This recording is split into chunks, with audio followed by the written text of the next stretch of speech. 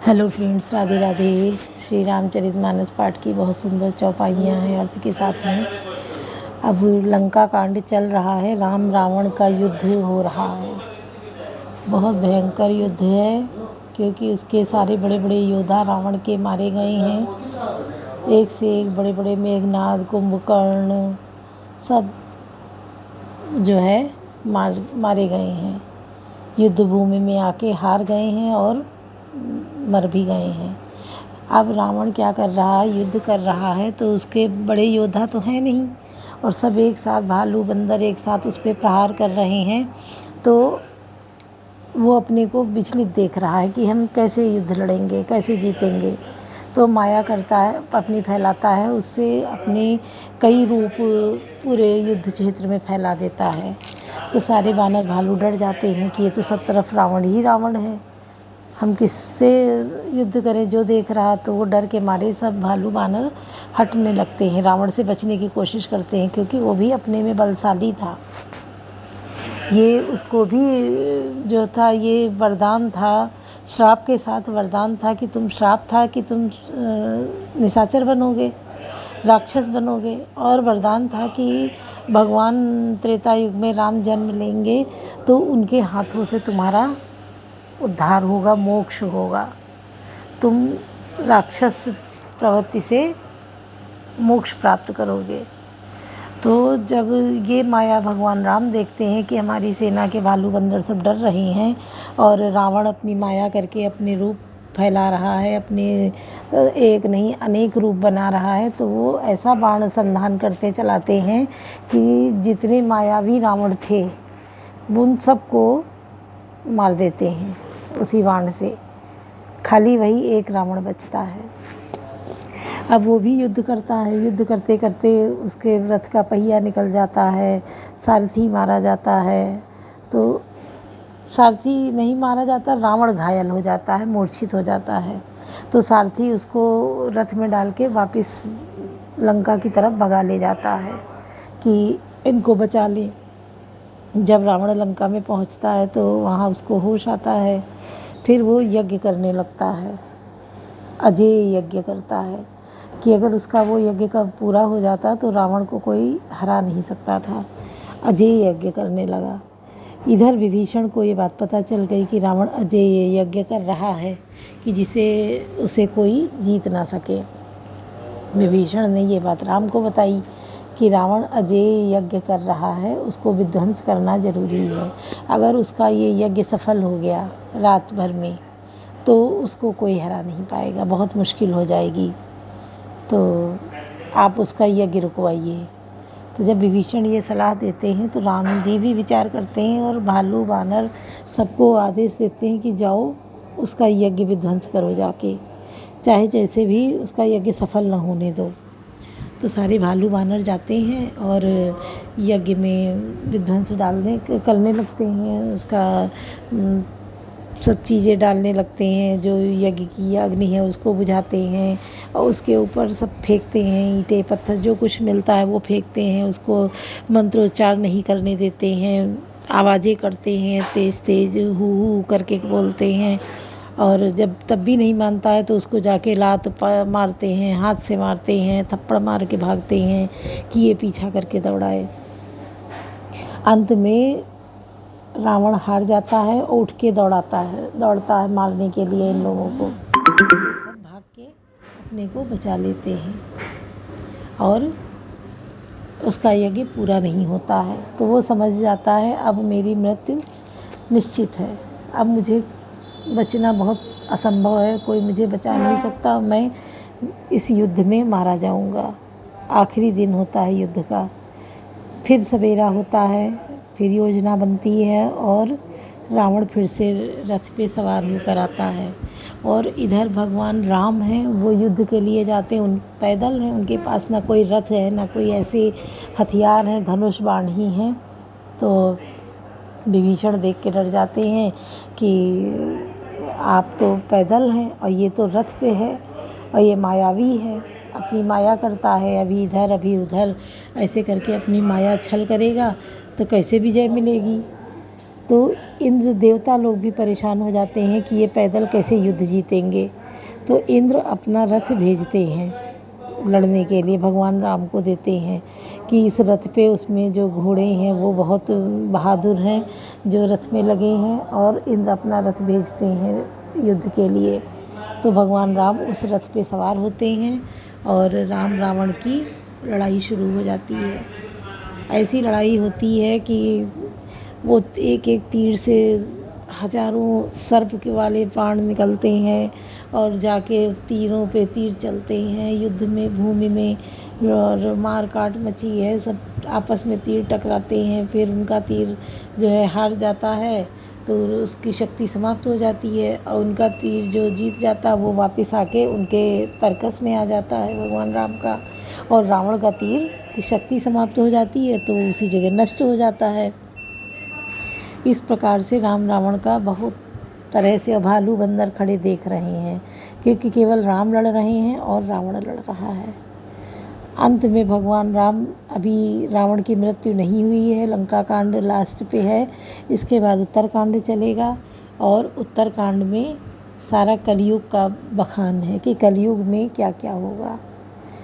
तो इतने साल पहले तुलसीदास जी लिख गए थे, वाल्मीकि जी लिखे थे कि कलयुग में क्या होगा, इतने हजारों साल पहले, और अब वो सामने सबके आएगा कि कलयुग में क्या है, क्या क्या होगा, जो शुरुआत हो गई है होने की, और लोग देख रहे हैं अपनी आँखों से।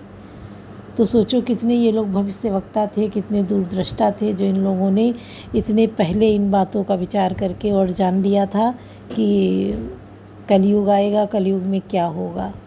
भगवान कल की भी अवतार लेंगे कलयुग में ही। तो सुनिए आप लोग, बहुत सुंदर वर्णन है, सुनिए। कवन तो काज कठिन जगमाई, जो नहीं होई तात तुम पाई, ताने चाप श्रवण लगी छाणे बिसिक कराल, राम मार गन गन चले लहलात जन ब्याल। कवन तो काज कठिन जगमाई, जो नहीं होई तात तुम पाई। धनुष को कान तक तान कर श्री रामचंद्र जी ने भयानक बाण छोड़े। श्री राम जी के बाण समूह ऐसे चले मानो सर्प लहलाते हुए जा रहे हों। चले बाण सब अच्छे जन उर्गा, प्रथमई हते उसारथी दुर्गा, रथ बिभंजे हति केतु पताका, गर्जा अति अंतर बल था का। बाण ऐसे चले मानो पंख वाले सर्प उड़ रहे हों। उन्होंने पहले सारथी और घोड़ों को मार डाला, फिर रथ को चूर चूर करके ध्वजा और पताकाओं को गिरा दिया। तब रावण बड़े जोर से गर्जा, पर भीतर से उसका बल थक गया था। तुरंत आन रथ चढ़ खिसियाना, अस्त्र शस्त्र छाड़ित विधिनाना, विफल होई सब उद्यम ताके, जिम पर द्रोह निरत मनसा के। तुरंत दूसरे रथ पर चढ़कर खिसिया कर उसने नाना प्रकार के अस्त्र शस्त्र छोड़े, सबके उसके सब उद्योग वैसे ही निष्फल हो रहे हैं जैसे परद्रोह में लगे हुए चित्त वाले मनुष्य के होते हैं।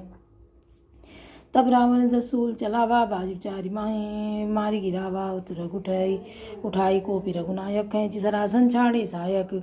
तब रावण ने 10 त्रिशूल चलाए और श्री राम जी के चारों घोड़ों को मारकर पृथ्वी पर गिरा दिया। घोड़ों को उठाकर श्री रघुनाथ जी ने क्रोध करके धनुष खींचकर बाण छोड़े। रावण सिर सरोज बंचारी, चल रघुवीर सिली मुखधारी, 10 बांध भाल 10 मारे, निसर गए चले रुधिर पनारे। रावण के सिर रूपी कमल वन में विचरण करने वाले श्री रघुवीर के बाण रूपी भ्रमरों की पंक्ति चली। श्री रामचंद्र जी ने उनके 10 सिरों में 10 बाण मारे, जो आर पार हो गए और सिरों से रक्त बह पनाले बह चले।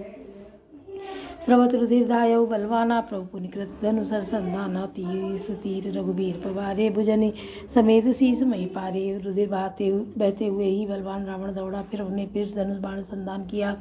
श्री रघुबीर ने 30 बाण मारे और 20 भुजाओं समेत 10 सिर काटकर पृथ्वी पर गिरा दिए। कवन सो काज कठिन जगमाही, जो नहीं होई तात तुम पाई।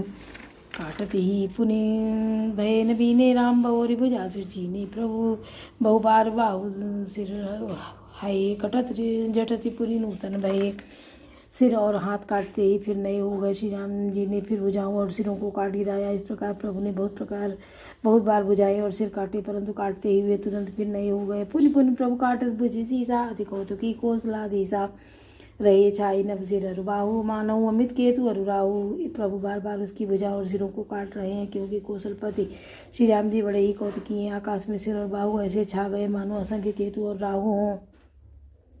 कवन सो काज कठिन जगमाही, जो नहीं होई तात तुम पाई। जन राहु केतु अनेक नभपति स्रवत सो नित धावहीं, रघुबीर तीर प्रचंड लागई, भूमि गिरन पावहीं। एक एक सर सिर न कर छेदे, नभ उड़त इमि सोहई जन को दिन कर कर निकर जाता विधुन तुदुत्पोहई। कवन सो काज कठिन जग माही, जो नहीं होई तात तुम पाई। मानो अनेकों राहु और केतु रुधिर बहाते हुए आकाश मार्ग से दौड़ रहे हों। श्री रघुवीर के प्रचंड बाणों के बार बार लगने से पृथ्वी पर गिरने नहीं पाते। एक एक बाण के समूह उसके एक समूह सिर छिदे हुए आकाश में उड़ते हुए शोभा दे रहे हैं। मानो सूर्य की किरणें क्रोध करके जहाँ तहाँ राहुओं को पिरो रही हों। कवन सो काज कठिन जग माही, जो नहीं होई तात तुम पाई। जिम जिम प्रभु हरता सुपिर तिमि तिमि होई अपार। सेवत विषय विवर्ध तिमि नित नित नूतन मार। कवन सो काज कठिन जग माही, जो नहीं होई तात तुम पाई। जैसे जैसे प्रभु उसके सिरों को काटते हैं वैसे ही वे अपार होते जाते हैं। जैसे विषयों का सेवन करने से काम उन्हें भोगने की इच्छा दिन प्रतिदिन नया नया बढ़ता जाता है। 10 मुँह देख सिरन कह बाड़ी, विश्राम मरन भई रिस गाड़ी। गर्जो मूड राम महा अभिमानी, धायो दसों सरा संतानी। सिरों की बाढ़ देखकर रावण को अपना मरण भूल गया और बड़ा गहरा क्रोध हुआ। तो वह महान अभिमानी मूर्ख गर्जा और 10 धनुषों को तान कर दौड़ा। समर भूमि 10 कंधर को प्यो, बरजबान रघुपति रथ तो प्यो। दंड एक रथ देखी न परेहु, जनु निहार मऊ दिन कर दुरेहु। रणभूमि में रावण ने क्रोध किया और बाण बरसाकर श्री रघुनाथ जी के रथ को ढक दिया। एक दंड तक रथ दिखलाई न पड़ा, मानो कोहरे में सूर्य छिप गया हो। हाहाकार सुरन जब कीना, तब प्रभु को पिकार मुख लीना। सर निवारे रिपु के सिर काटे, ते दिस विदिश गगन मई पाटे। तब देवताओं ने हाहाकार किया। तब प्रभु ने क्रोध करके धनुष उठाया और शत्रु के बाणों को हटाकर उन्होंने शत्रु के सिर काटे और उनसे दिशा विदिशा आकाश और पृथ्वी सबको पाट दिया। काटे सिर नम्मा रघुधामई, जय जय धुनि करी भय उपजावई। जहाँ लक्ष्मण कहाँ लक्ष्मण सुग्रीव कपीसा, कहाँ रघुवीर कौशलाधीसा। काटे हुए सिर आकाश मार्ग से दौड़ते हैं और जय जय की ध्वनि करके भय उत्पन्न करते हैं। लक्ष्मण और वानर राज सुग्रीव कहाँ है, कौशलपति रघुवीर कहाँ है। कवन सो काज कठिन जग माही, जो नहीं होई तात तुम पाही। कहाँ राम कई सिर निकर धाये, देखी मरकट भज चले। संधान धनु रघुवंश मनि, हसी सरन सिर बेदे भले। सिर मालिका कर कालिका, गई बंद बंधन बहु मिली। करि रुधिर सरि मज्जन, मनहु संग्राम बट पूजन चली। कवन सो काज कठिन जग माही, जो नहीं होई तात तुम पाई। कहाँ राम है या कहकर सिरों के समूह दौड़े। उन्हें देखकर बानर भाग चले। तब धनुसंधान करके रघुकुल मणि श्री राम जी ने हंसकर बाणों से उन सिरों को भली भांति बेध डाला। हाथों में मुंडों की मालाएं लेकर बहुत सी कलिकाएं झुंड की झुंड मिलकर इकट्ठी हुई और वे रुधिर की नदी में स्नान करके चली, मानो संग्राम रूपी वट वृक्ष की पूजा करने जा रही हूँ। कवन सो काज कठिन जग माही, जो नहीं होई तात तुम पाई। पुनि 10 कंड क्रुद्ध होई, छाणी शक्ति प्रचंड। चली विभीषण सन्मुख, मनहु काल कर दंड। कवन सो काज कठिन जग माही, जो नहीं होई तात तुम पाई। फिर रावण ने क्रोधित होकर प्रचंड शक्ति छोड़ी। वह विभीषण के सामने ऐसी चली जैसे काल यमराज का दंड हो। आवत देखी शक्ति अति घोरा, प्रंतारथ भंजन पनमोरा। तुरंत विभीषण पाछे मेला, सन्मुख राम सयो सोई सेला। अत्यंत भयानक शक्ति को आती देख और वह विचार करके मेरा प्राण शरणागत के दुख का नाश करना है, श्रीमद राम जी ने तुरंत ही विभीषण को पीछे कर लिया और सामने होकर वह शक्ति स्वयं सहली। लागी शक्ति मूर्छा कछु भई, प्रभु कृत खेल सुरन बिकलई। देखि विभीषण प्रभु श्रम पायो, गई कर कदा क्रुद्ध होई धायो। शक्ति लगने से उन्हें कुछ मूर्छा हो गई। प्रभु ने तो यह लीला की, पर देवताओं की व्याकुलता हुई। प्रभु ने श्रम शारीरिक कष्ट प्राप्त हुआ देखकर विभीषण क्रोधित हो हाथ में गदा लेकर दौड़े। रे कुभाग्य सट मंद कुबुद्धे, मैसुर तैसुर नर मुनि नाग विरुद्धे। सादर स्यो कहूँ शीश चढ़ाए, एक एक के कोटि न पाए। और बोले, अरे भागे मूर्ख नीच दुर्बुद्धि, तूने देवता मनुष्य मुनि नाग सभी से विरोध किया। तूने आदर सहित शिव जी को सिर चढ़ाए, इसी से एक एक के बदले तूने करोड़ों पाए। तेई कारण खल खल अब लगी बाँच्यो, अब तो कालू शीस पर नाचो। राम विमुख सठ संपदा, अस कही हने से मांझ उर्गदा। उसी कारण से अरे दुष्ट तू अब तक बचा है, किंतु अब काल तेरे सिर पर नाच रहा है। अरे मूर्ख तू राम विमुख होकर संपत्ति सुख चाहता है। ऐसा कहकर विभीषण ने रावण की छाती के बीचों बीच गदा मारी। कौन सो काज कठिन जग माही, जो नहीं होई तात तुम पाई। उर्माज गदा प्रहार घोर कठोर, लागत मही पर्यो। 10 बदन सोनित श्रवण पुनि संभारी। धायो ऋषि भर्यो, दो वीरे अति बल मल्ल। युद्ध विरुद्ध एकुए कहीं हने। रघुवीर बल दर्पित, विभीषण गाल नहीं ताकहु गने। कवन सो काज कठिन जग माही, जो नहीं होई तात तुम पाई। बीच छाती में कठोर गदा की घोर और कठिन चोट लगते ही वह पृथ्वी पर गिर पड़ा। उसके 10 मुखों से रुधिर बहने लगा। वह अपने को फिर संभाल कर क्रोध में भरा हुआ दौड़ा। दोनों अत्यंत बलवान योद्धा भिड़ गए और मल्ल युद्ध में एक दूसरे से विरुद्ध होकर मारने लगे। श्री रघुवीर के बल से गर्वित विभीषण उसको रावण जैसे जग विजयी योद्धा को पासंग के बराबर भी नहीं समझते। कौन सो काज कठिन जग माही, जो नहीं होई तात तुम पाही। उमा विभीषण राम नहीं सन्मुख चितौ कि काऊ, सो अविरत काल ज्यों श्री रघुवीर प्रभाव। कवन सो काज कठिन जग माही, जो नहीं होई तात तुम पाही। शिव जी कहते हैं, हे उमा विभीषण, क्या कभी रावण के सामने आंख उठाकर भी देख सकता था, परंतु अब वही काल के समान उससे भिड़ रहा है। या श्री रघुवीर का ही प्रभाव है। बोलो सियावर रामचंद्र की जय। पवन सुत हनुमान की जय। लाडले लखन लाल की जय।